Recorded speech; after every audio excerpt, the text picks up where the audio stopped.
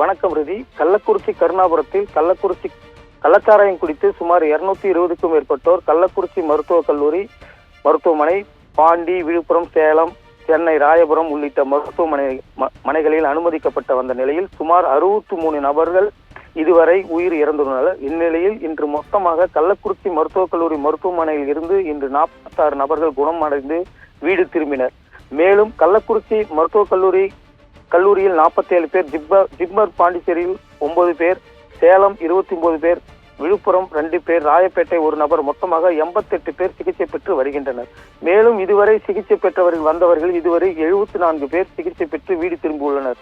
மேலும் கள்ளக்குறிச்சி மருத்துவக் கல்லூரி மருத்துவமனையில் 32 பேர், பாண்டிச்சேரி ஜிப்மர் மருத்துவக் கல்லூரியில் 5 நபர்களும், சேலம் மருத்துவக் கல்லூரியில் 22 நபர்களும், விழுப்புரத்தில் 4 பேரும் இதுவரை உயிர் இறந்துள்ளனர். இன்று சேலம் ஜிப்மரில் 2 பேர் உயிரிழந்துள்ளனர். மொத்தமாக இதுவரை சிகிச்சை பெற்று வருபவர்கள் 88 பேர்.